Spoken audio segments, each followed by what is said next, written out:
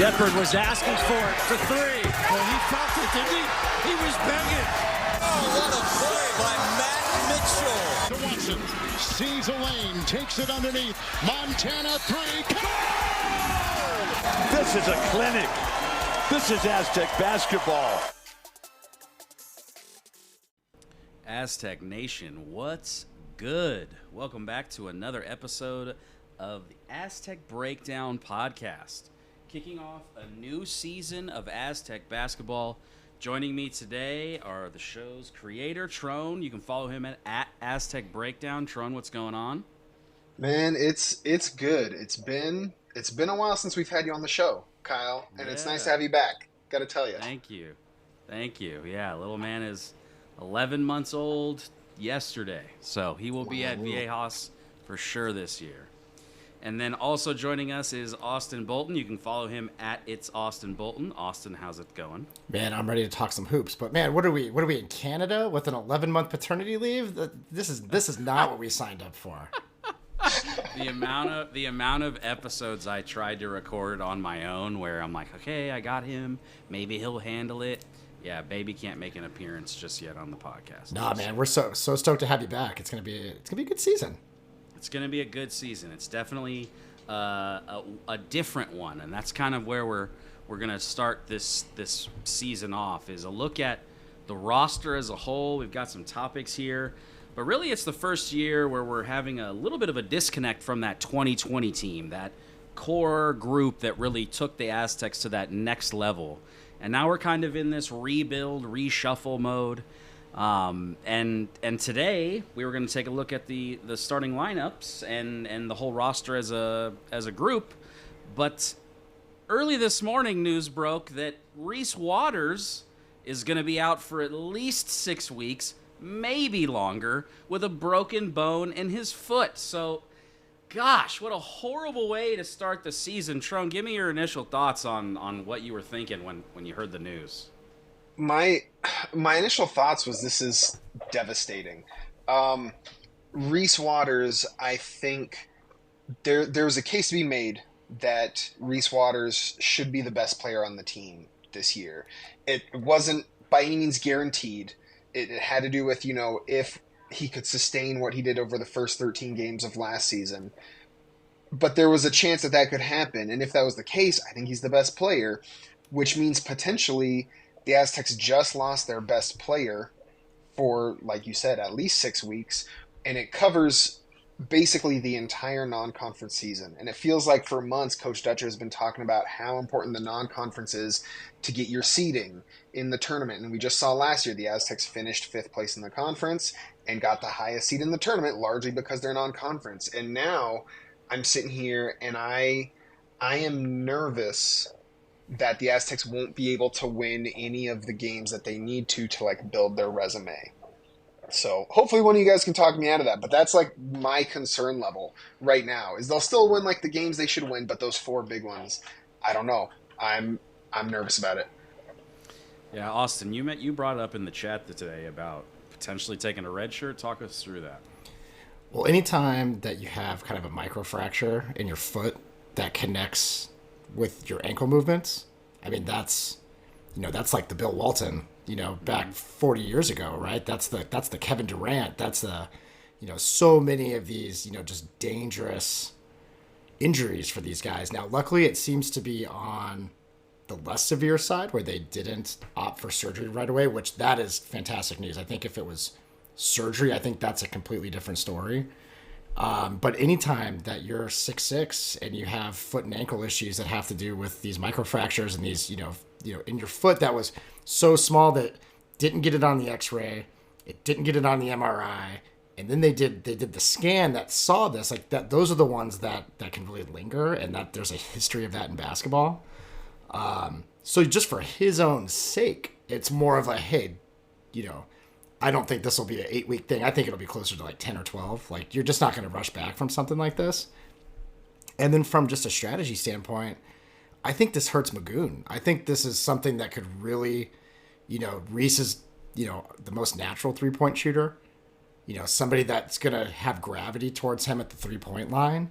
And as Magoon Gwath gets into the rhythm of being a focal point at 19 years old, that there's just gonna be more gravity towards him, which, the 8 turnovers at UCLA kind of shows that, he's still getting used to having the ball that much, and having Reese Waters not in there to pull some of those defenders out of the paint, I think that could really kind of stunt his early season growth. I don't know, Kyle, what do you think? What was your initial take? I'm kind of on this. I don't know if I'm on Trone's we're dead in the non-con, but because I just believe in other players on the roster, and I believe in the program as a whole. But I do think that it's an absolutely brutal loss. I think when you're looking at a team that's got so much roster turnover, you're looking for continuity in literally any way that you can get it. And you've got a player in Reese Waters who could take that elevated step in the offense easily just by getting more minutes and being a little bit more consistent after his regular season struggles last year. And I thought that they were going to use him very much like they used Jordan Shackle in his junior and senior seasons, where he was going to be high volume, running off screens. They have the athletes to do it, and just to think that now that's completely out the window for at least the non-con. And with a team that you saw looks like it's going to struggle with turnovers again, I think it could be it's an uphill battle for sure. It's definitely something that I think if you asked us last week who's in our starting lineup, all of us universally are going to pick Reese Waters.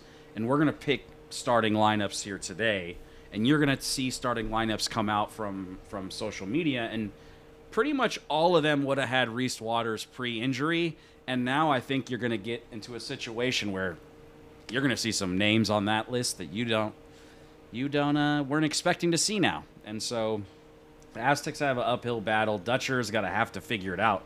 And the issue about the red shirt is, are we going to – it feels like it's punting the expectations on the season a little bit. I think that will really – I think it might be one of those things where how late can you redshirt, right? I think you can wait a little bit before you redshirt. So kind of maybe see how it's going, and if the wheels are falling off, maybe you do say yes. I don't think he's going to redshirt. I was just suggesting, like, hey, if this is surgery, this is, hypothetically, like, oh yeah, when do you pull that trigger? I don't think he's going to do that. He's ready to go pro. Like, I think it was more of just how serious is this? Like, yeah, okay, protect him from himself. But I don't think he ends up doing it, especially since surgery wasn't needed. I got you. Okay. Well, now that we've just talked about that, what are we going to do to fill his shoes? How is the lineups going to run with the starting 5 without Reese Waters? So, Austin, talk me through who you think if you were Coach Dutcher, if you were in Dutcher's shoes, what's your starting lineup for the exhibition game this upcoming week? All right. So I think I'm going to, well, for the season in the exhibition game, I think it could be a little different because of some injury things. But I think this is actually, it goes for both, right? I would go, obviously, you're going to get Bird, Jared Coleman-Jones, Magoon Guath. I think that's pretty much settled. Where I differ, or maybe that's a little outside the box, is I'm going Farrell Compton and BJ Davis to fill those other spots. With Nick Boyd, which I'm probably wrong on the BJ Davis thing in the long term, because Nick Boyd will probably get that spot, but just hear me out here. Nick Boyd has only played a full slate of games one time in his career, and that was in the Final Four year. The other two seasons as he only played 23 games, and he played 27 games. 27 is pretty good, but he still missed some time. And he's already fighting a pretty nasty injury that's kept him out all summer. I think we kind of give him the old AG treatment. Like, let's break when we need him. He's somebody that it seems like he is a very vocal leader, but it's more effective to be a vocal leader when you can actually play. And I think kind of having him come off the bench, sixth man, be in that type of role where he can impact the game that way. And then, with BJ Davis taking that spot, I mean, obviously he put up numbers against a really good team in UCLA. I mean, it's a secret scrimmage, but that's a confidence builder for a guy that's been in the program. And did you see the picture that Mesa posted? I mean, that was Mamba mentality. That is a guy who was in a scrimmage kind of locked in, and I love that. I think That's a guy who's bought into the program, who is putting his best foot forward because there's a lot of competition. And, with Boyd's injury history, like I like that coming off the bench. And then for Compton, he's obviously not the 3-point shooter that you necessarily want at that wing spot, but Magoon Guath can hit threes. Jared Coleman-Jones can hit threes. So I think he can kind of play that old key shot, be on the baseline, go to the dunker spot, really kind of, I think his, I was looking at his high school scouting report, and it just says energy guy, gets a ton of offensive rebounds, is really going to be, the guy who just is the Energizer Bunny out there. And I think he can really play that old key shot role from his kind of junior sophomore year. And then because those other guys can shoot threes and hang out around the perimeter, that gives him an opportunity to get a lot of dunks. And that, with Miles Bird, really you got one guy that's 6 foot and everybody else is 6'7" and above. I love that. Yeah, it is the hyper big lineup, and it's the exact opposite of kind of how we've played the last couple of seasons with the small lineups. And I don't hate it. I like the idea of leaning into your strengths in times of need. Trone, who do you have in your starting five for the exhibition and then, like Austin said, the regular season? Because I do think they could be very different. Yeah, I mean, they could be. I do think Austin's 100% right in the way Pharaoh Compton's going to be used. I think even if Reese Waters was healthy, that's still more or less his role, is he's in that dunker spot and he's doing those energy plays. And I think he'll be a lot like Jalen McDaniels freshman year in the style that he's used in. And I do you guys know, I do love those big, long lineups. So I love the premise of it. I don't think it's what's going to happen. I don't know if it's what I would do. I think the injury concerns with Nick Boyd are very valid. I think if he is healthy, he might be the next best player after Reese Waters. He would be in competition for it, I think. And so moving him to the bench is a tricky proposition if that's true. So I think I'd have Nick Boyd at the point guard spot. He, last season he was hurt. His numbers were down and still weren't bad, but they were down. The 2 seasons before then, his numbers were really good, especially shooting the ball. So I'd have Nick Boyd out there. Miles Bird is obviously out there. Magoon and Jared Coleman-Jones I'd still have out there. And I probably just slide in Wayne McKinney. And that would just, as the other guard, and that would just let the Aztecs play similar to the ways they've played the last few years. And I don't love that it makes the team smaller.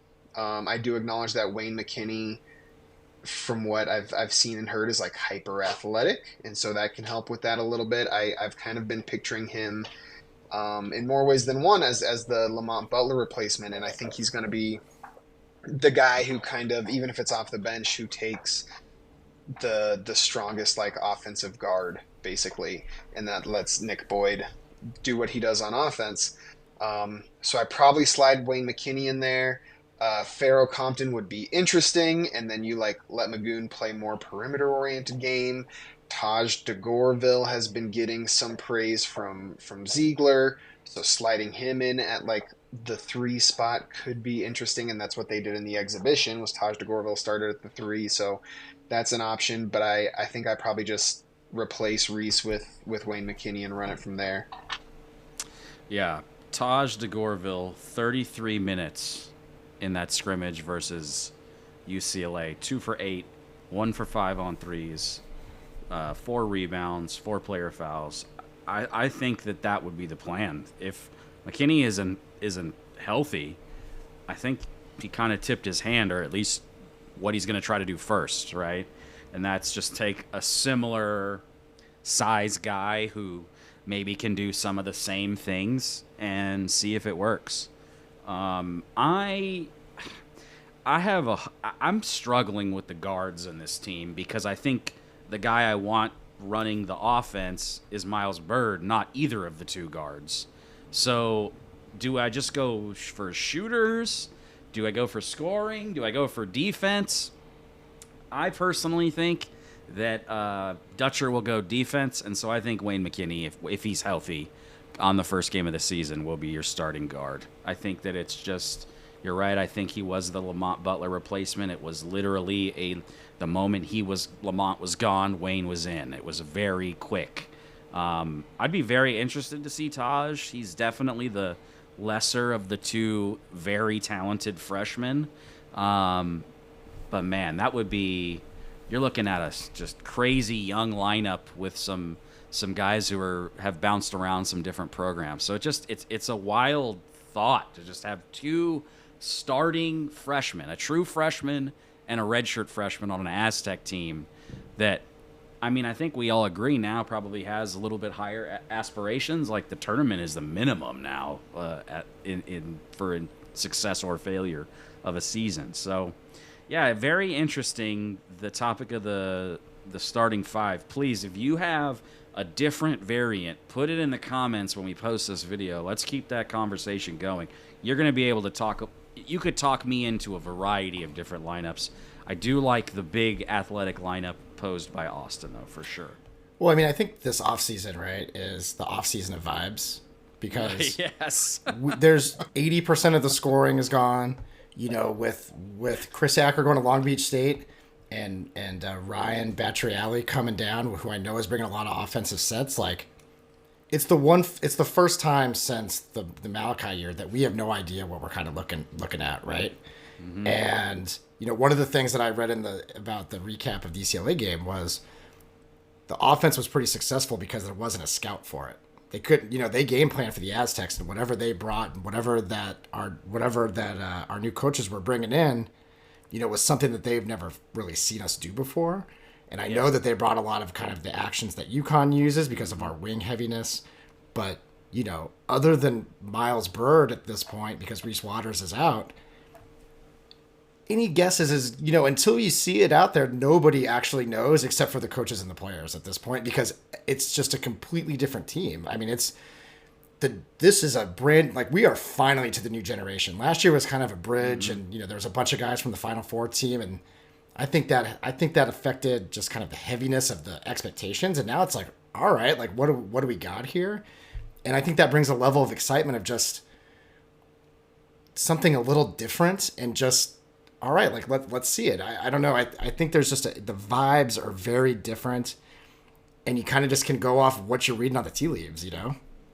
Yeah, definitely. There's still the Aztec faithful that believe because we have Aztecs on our jerseys, we're going to boat race the league and walk to the championship. But I also feel this underlying like sense of, okay, this is not going to be like that at all. This is going to have bumps and bruises, and we're ready for it. And we're ready for the going through a rebuild and tearing something down and rebuilding it is very fun to do. And people do it with sports franchises all the time. You can get it right, you can get it wrong. I'm pretty confident that Brian Dutcher can get it right. So very interesting this year. Give us your starting five. So next topic we're going to run into is a breakout player from last year's team. I'm really hoping that we can maybe not all say Miles Byrd here. Trone, who's your breakout player that was on last year's team? Now that you can't pick Reese Waters because he's out for the, you know, potentially the season. I'm not gonna pick. I wouldn't have picked Waters anyways because I thought he broke out last year and then just got hurt. And if only to be nice to you two, I won't pick Byrd, which only leaves like 2 guys left, maybe 3, maybe I think it's just 2. 3, but one of them's not gonna play. One of them's not gonna play.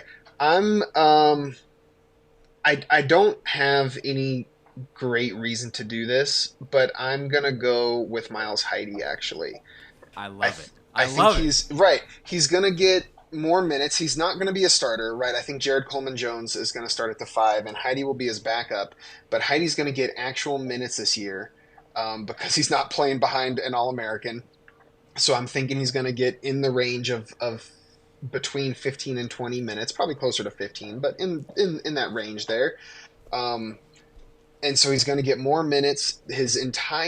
All we've heard about his like story, his progression, his whatever, is that like he was going to be a long-term prospect. That was since the days he was recruited. Coach Dutcher was talking about how like this is a long-term play. He's raw right now, but he has a lot of potential. And he, in his limited time, he showed some flashes. He also made a lot of freshman mistakes. But the biggest growth in a player generally is in between that freshman and sophomore year. And so whether that's, adding more game to his offense, I feel like there's been clips of him shooting threes in the background of like a player interview. Was that a thing? Did I dream that? Do you guys know what I'm talking about? Yeah. So like that was a thing. If his defense gets a little bit better, he already had a really good block rate in his limited time. So if he just is able to keep that consistent, he'll be a pretty good defender if he can just cut down on the fouls type thing. So there's a lot of potential there, and that's been the goal the whole time. And so I think he kind of has a breakout this year, and there might be some games where people start to talk about should he be starting over Coleman Jones. I don't think that happens, but I think the conversation might show up. And then the following year, he starts if he doesn't transfer out. But that's for another time. Yeah. I think the low key too, I think Magoon Guath, he's going to come in for Magoon because Magoon's going to find himself in foul trouble, especially more often than not, especially early in the season, because he's going to be relying on his athleticism, and his inexperience is going to get him jumping on pump fakes that gets him into foul trouble. And so Miles Heidi's going to take a lot of those minutes, and he's got a lot of experience in this defense. And, he, especially at the end of last season, he really showed a lot of flashes. I loved what I saw from him at the end of last season. And, it's not a secret. Dutch loves him. Loves him. That's been out there since they recruited him, that he was the one that was closing the deal on Miles Heidi. And he's going to get all the opportunities in the world to prove that he should be out there. I love it. I think it's, of all the players from last season, when they were struggling, to Austin's point, he was the one that didn't get benched. He would get his regular rotations unless it was a situation that really didn't warrant playing a true freshman. To Trone's point, was a project player. And I definitely think he improved at the end of last year. I think the one area where if he could just take this leap would help the Aztecs tremendously is rebounding contested rebounds, like winning the 50-50 rebound. That is something that we desperately lacked last season. And without Ladie, who knows how we're going to rebound this year. But he is the guy that will be your starting center, to Trone's point. I think it's Magoon, Compton, and Heidi moving forward are your new generation of bigs. It's the next kind of quote-unquote era for the Aztecs. So that's a great pick. Austin, who do you like as your breakout from last year's team? I mean, I kind of already tipped this off, but I think it's going to be BJ Davis. I love what I saw from what we've heard about him and, the stuff coming out of Swish League. He seems to be locked in. Love, taking advantage of the opportunity in the scrimmage. Again, it's a secret scrimmage, but taking advantage of the opportunities when you get them. I thought his shot, whenever I had a chance to kind of watch him in warm-ups, is about as pure as Reese Waters. And he is lightning fast, right? And I think he has an opportunity to kind of be that next Lamont. He's a little shorter than Lamont, so, I don't think he's necessarily quite the lockdown guy because, you could still shoot over him if you're 6'4". But that guy's an Aztec. And if he can keep that shooting up and take advantage of his minutes, and, he was the understudy last year, and I just think he's going to have a real opportunity to pop. And with all the injuries, it seems like there's going to be minutes there for him. And I'm just excited to see. I cannot get that. I know I mentioned before that photo they posted from there. I was like, let's go. Like, that is pictures are worth 1,000 words, and that got me that showed a little bit of personality that we didn't necessarily get to see last year because he didn't play so much.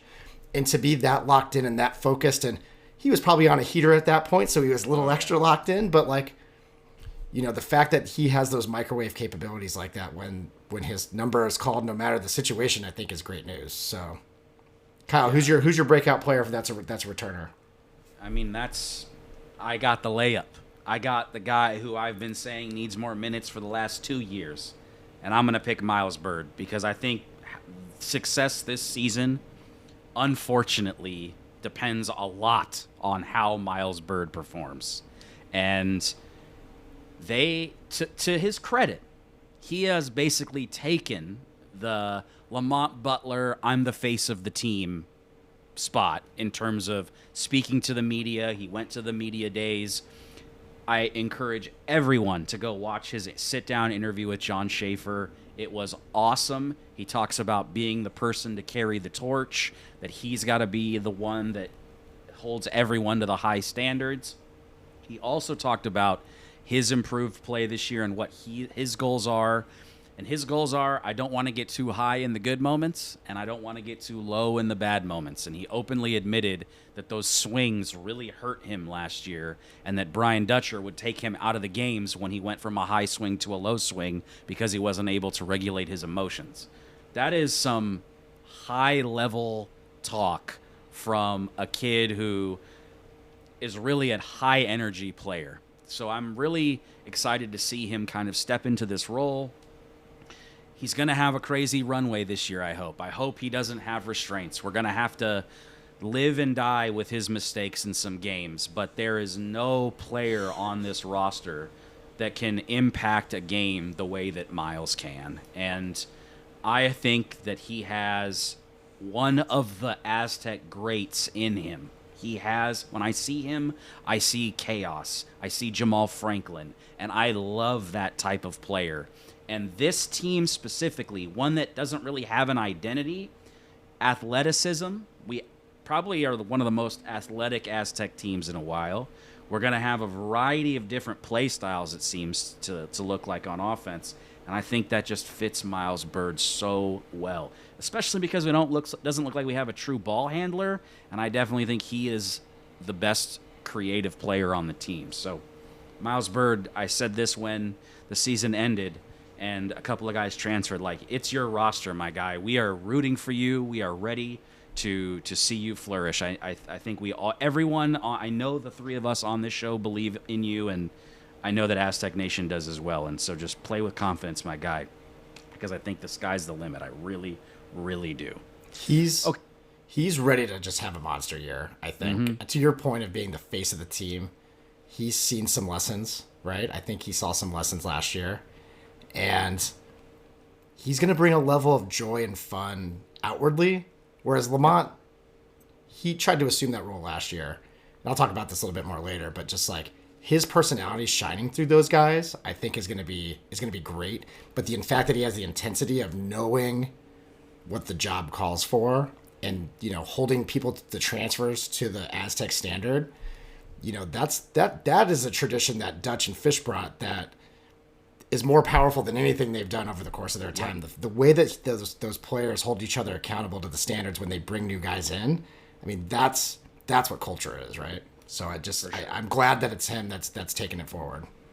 Yeah, and that was, losing Lamont, you don't just lose an excellent player, you lose so much. He was the heart and soul of the team. So being able to have somebody who just steps up and assumes that role immediately, whether it goes bad or good for him, just him taking that responsibility is great to see. Okay, so that takes us, how about, we just talked about the returners. There's a lot of new guys this year.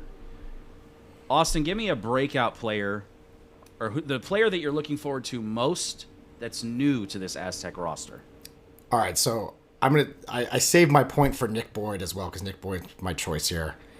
And because a combination of Miles Bird and Nick Boyd are going to fill a void that Keyshawn Johnson left last year. And if you read Dutch's comments and you look at the tea leaves, it's actually not even that subtle if you're reading between the lines, where he said they missed having a more vocal guy. And while Lamont did a good, and he was the heart and soul of the team, but he wasn't Keyshawn the year before, and I think they really missed Keyshawn last year. And while I think Keyshawn probably made the right move because he's on the Miami Heat roster and he shot 40% from three at Arizona, he probably made the right move.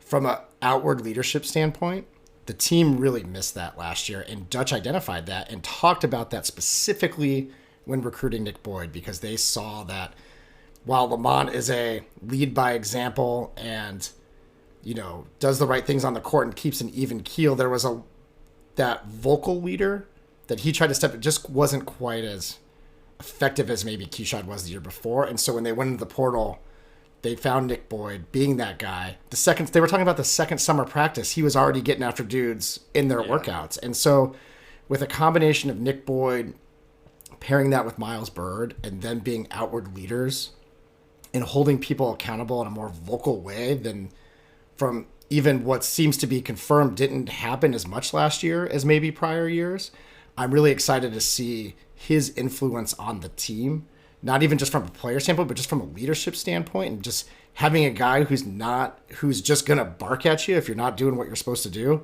And I'm very excited to see his influence on the team from that type of leadership perspective. I mean, I'm just really looking forward to it. Yeah, I love that second practice quote. I saw that and I was like, oh, he fits in like he was been here the whole time, right? Trone, what about you? Who's the new player you're looking forward to seeing the most this year? You know, it's still Nick Boyd, and I was trying to think, like, Austin said Nick Boyd. Should I say somebody else? And I can't do that. It's still Nick Boyd. Just I mean, echoing that, there was a recent interview with John Schaefer. I think it was just on radio on John and Jim, where he talked about how at FAU, the year they went to the Final Four, none of them had done it, so they all like figured out what they need to succeed at the time, and they were all like hungry basically for it. And then the following year, they didn't have that as much, even though it was all the same guys. They didn't have the same like drive to put in that work, even though they knew that's what it took, because there was that hunger wasn't there, and they just figured they could do it again, and they bought into the hype and all the outside noise and everything, and then they lost it, and then they weren't nearly as good. They were still a good team. I think they lost in the first game though, maybe, I don't know, but they just weren't as good of a team. They never lived up to like those top 10 team expectations. And so now he's been through both of those scenarios. He's been through the scenario where you have to put in that work, and then if you put in the work and with a little bit of luck, you can get those results. And then he's also seen what happens when you get too high, similar to like what Miles Byrd was saying about how people start to buy into the hype, and he's on a mission to correct that if he sees it, and he knows what it looks like because he just did it last year. So speaking of the leadership, I think that's just another thing that echoes it. And I mentioned before his play on the court, not all of his numbers stand out. The big ones in the seasons he's been healthy, he shot 40% from the free throw line. I don't have his points per possession in the pick and roll in front of me right now, but they were very encouraging. They were smaller sample sizes because FAU had just a very egalitarian system until last year where they did it all through John L. Davis. But so, you know, the sample size was smaller, but, you know, the coaches always talked about how it seemed like he was very good in the pick and roll, and on top of just having faith in their scouting ability, the numbers also backed that up for those couple of years. So, you know, putting him in a position to have the ball and make the decisions, I think seems to be like a good call. Seems to be like a high value pick, one of those like Moneyball-esque picks where you're picking a guy that maybe some people thought wouldn't do too good, and then turns out he has this like secret skill that you just got to unlock. So health permitting, very excited about Nick Boyd. And I mean, we can say health permitting about so many players on this team. I think it's the health issues are piling up, and it's unfortunate, but yeah, Nick Boyd, very excited about. Awesome. Yeah. So for me, before I get to who I'm most excited about, I think we have to touch on Magoon Gawath. The hype level for this guy is at pretty ridiculous levels. Like I'm pretty comfortable saying that the hype we're in a level of hype not seen by a player at San Diego State. We're talking Malachi Flynn had hype, not as much as this guy. Kawhi had hype. He was a known commodity. I can't remember a player that came in and just was mentioned in every single preseason interview by all the media. We got Rothstein saying he looks the real deal to his national audience. What do you give me some quick thoughts here? I feel like we're putting so much on this kid who would it surprise you if he wasn't a starter? Like I could see a world where he's not even starting. He's starting. I would be surprised. I think. What do you think, Tron? I think he's starting.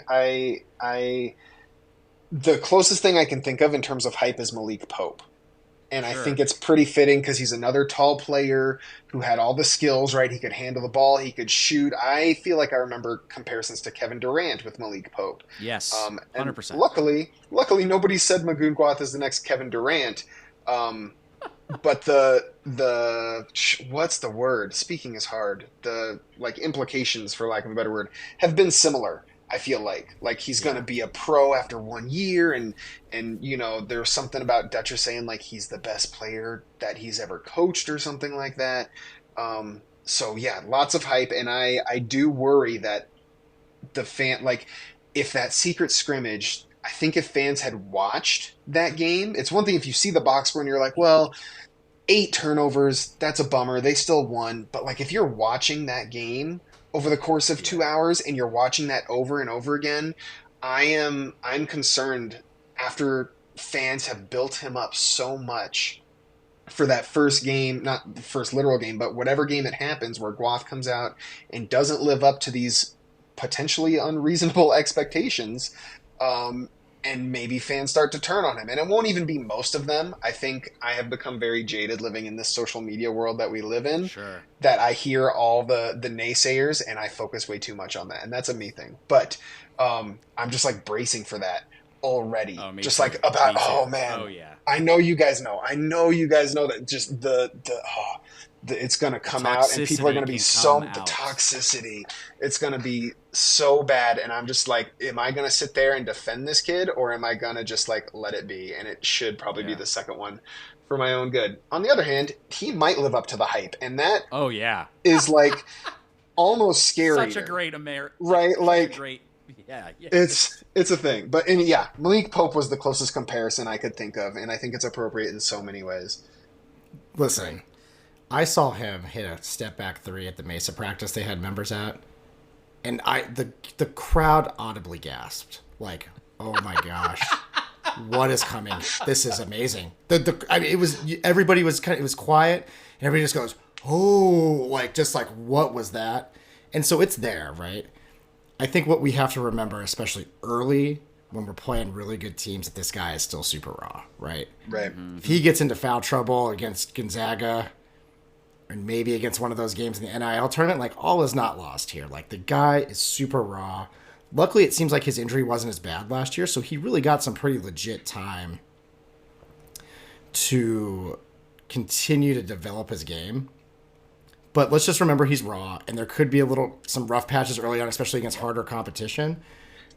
But he'll ramp up, and you'll see those glimpses, right? And I think that's the most important thing. He very could well be a one-and-done guy. But I think just kind of letting him get into the role is the most important thing, even knowing everybody's ready to call him the next Greek Freak, Joel Embiid, Kevin Durant guy. Let's just let him get in there a little bit first. So yes, I agree. I'm with you guys. If he lives up to the hype, Aztec Twitter will break, 100% break. Okay, so my guy that I'm most excited to see this upcoming year is the Mountain West Freshman of the Year, and that's Pharaoh Compton. For me, power basketball is my favorite. I will always like the players who get every rebound, who can tomahawk dunk, who can physically impose their will on the game. And we all know he's got to work on his jumper if he wants to be an effective college basketball player. But we watched last year where we got kind of bullied in the paint a few games. And that's not something that you're used to seeing from an Aztec team. And that's not really our identity. But I think that he is going to help reestablish that paint presence. I think Magoon will do that as well with his length. And then you've got Coleman Jones as well. I just think that there's something missing from our identity with a power power big guy. I just think that we've had it and we've done so well with it for so long that I'm really looking forward to it. I think that he can have a big impact in year one. I mean, I wasn't expecting him to be preseason freshman of the year, but that's an awesome honor to win. And if he lives up to that, to go along with potentially the Magoon hype hitting, I think you're looking at a successful season too. Hey, look, I will say, Carly threw it out there. Like, if it comes up about Farrell Compton, she's calling her shot like she did with Jaden Ledee last year, and that he's going to have a massive impact. So, like, you're definitely not alone in that thought. Like, he is ready to come in, make an impact. You know, we talked about BJ Davis. This guy's a classic Aztec. Yes. He might hit the side of the backboard shooting a three he shouldn't shoot early in the year, but he's gonna make hustle plays. He's gonna get that place wild, and you know, he loves to dunk. You know, that's another thing that came off his guy. The guy loves to dunk. So between him and Miles Bird throwing lobs, like, you know, he's a guy that our fan base will gravitate to. And if he's a major contributor early, I think people are just gonna love him. I can't wait for like the Sphinx costumes and like the show. Oh yeah. And like there's so much potential there. There's so much potential. I do want to give a shout out also as well to Wayne McKinney, just because it's a great story. San Diego kid. He has overcome so much in his life. And just to see him be able to accomplish his, you know, play basketball for San Diego on San Diego's premier basketball team, I think if it goes well for him, it could very well be his last real opportunity to play basketball. So that's just a really good story to keep your eye on throughout the year. And we're going to end tonight talking about our team MVP, who we think is going to be the most valuable player this year. So, Trone, talk to me through who you think is going to be the MVP of this season. Oh, man. Especially with Reese Waters out, I think you have to go Miles Bird, right? For all the reasons that we've been talking about, whether it's the leadership, whether it's the on-court stuff. I think he's already, last season off the bench, showed to be one of the better perimeter defenders in the conference, and I expect him to be better at that this year. And then if he can add any sort of consistent offense, whether it's, you know, playmaking. I know, Kyle, you brought that up earlier. I know, Austin, we talked about that last season, about him, you know, playing some point guard. That would be awesome. If it's shooting, if it's even just a little bit of both, you know, whatever it might be, if he can add some consistent offense and be a legitimate two-way threat on top of that excellent defense he plays, he becomes, you know, after Reese Waters, he's one of the picks to be that next best player, and potentially even better than Reese Waters. You know, we have yet to see, but yeah, I think he has to be the guy. Austin, what about you? 100%. It's Miles Bird. Mm-hmm. You know, he's Lamar Odom. He can be Lamar Odom. He can be Jalen Rose. This guy's an NBA player with an NBA body type. I mean, he's that prototypical point forward that you just love to have. The length, the vision. I think his shooting's going to come along this year. The guy's clutch. Like, he was hitting, you know, he hits big-time free throws, and it's kind of the Kawhi thing where not all of his threes look great, but how he shoots free throws makes me confident that his three-point shooting will get better. But I just think he is going to lead this team, and he's going to be just such a Swiss Army knife, and he's just going to be a leader in so many different ways, both emotionally with the team, but also how he handles the ball and brings the ball up and plays defense and pumps the crowd up. I think this is Miles Bird's team, and I think he's 100% going to be the MVP this season. Yeah, I think we're all in agreement here. I think that if it goes well for him, it will go well for us. He's that good of a player where he can elevate the entirety of your roster with his play. And he's been the one in waiting that I've just been looking at saying that guy's different. He's special. Freshman year, Lamont Butler, you could tell his defense was there, and it only got better. And you can just see with the way the one thing that he has that others don't is this incredible basketball IQ to get to the basket, to be in the passing lane, to create chaos. And speaking to your point earlier about bringing over coach from UCI, Ryan, what was his last name? Bartlett? I think that's right. I think it's like Bottertelli or something. Bottertelli. Okay. So I did some scouting on their offense, and it's much more modern kind of pro-style NBA 3s over 2s, get up and down the court. And I think if you're talking about an offense for Miles Byrd, that's it. Like, that's the one. Get them on the move. Get the team on the run. Play to his strengths. And that's in the open court. That's where we want him. We want him being an athletic freak, blocking shots, getting in transition. And I think he's just going to, like you guys have said, do it all for the team this year. I think our rim protection this season is going to be outrageous with Miles Byrd and Magoon-Gwath. Just his athleticism with Magoon-Gwath's instincts and, talk about pro-style offense. Who's ready for little Miles Byrd, Magoon-Gwath, pick and roll, pick and pop, pick and short roll? There's so much to do there. I'm begging for it. Oh my God, it's going to be so good. Begging for it.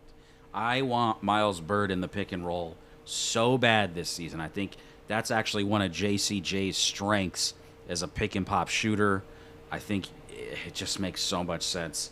We just got to hope that the coaching staff trusts him as much as we do as fans, because I think there's definitely some levels they want him to get to in terms of stability on the court that he's got to show. But, yeah, sky's the limit, friends. Well, look at us. We recorded a podcast episode, guys.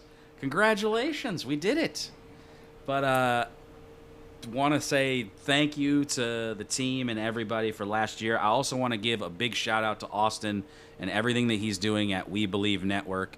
If you haven't done it yet, go over and check it out. He's put his heart and soul into it. He's got it up and running to the point where he's got students doing interviews, and we're not only helping the NIL for the football team, but we're doing stuff creatively for the actual students as well. So very, very proud of everything you've done with that, my guy. Dude, thank you so much. And just, plug out, just a plug for, We Believe, and check out the football team. I know this is basketball, but the football team is making real progress. It was a little rough starting off, but we're in a good place. We have an All-American on defense. The guys are just, I could just say from firsthand experience, are just really great human beings, and they've been a joy to be around. And then just, also like until they figure out what to do with the house settlement and revenue sharing, the NIL model that's out there is what we have. Support Mesa, support Aztec Link. Support Blenders. For the love of God, support Blenders and buy some sunglasses. Broken Yoke. Buy a Sons of Money t-shirt. Anything that can help prove the ROI on this stuff so we can keep these guys around is the absolute most important thing until whatever permanent structure gets approved by the powers that be. Like, this is what we have, and it's really important for the fans to participate and get something out of it. We Believe you get some content. Blenders, you get some sunglasses. You can get some shirts. Like, they have, they have jerseys. There's all sorts of stuff that it's not necessarily just like straight up giving them money and you can get something back, and, just support the cause because it is so necessary. And, that's it's all we got. I don't know. There's no other way to put it. Yeah. I mean, especially this year, right? There are going to be some downs this season. I think we all see it. So make sure to stick with the team, stick with Mesa. We got to get over it together for sure. So follow the show and Trone at Aztec Breakdown. You can follow Austin over on Twitter at It's Austin Bolton. You can follow me, Kyle Kinslow, at Call Me Kinslow. For the rest of the team, thank you so much. It's good to be back, guys. Go Aztecs. Go Aztecs. Go Aztecs. On the floor, it's Butler with 2 seconds. He's got to put it up, and he wins it with the jumper. System's feeling it.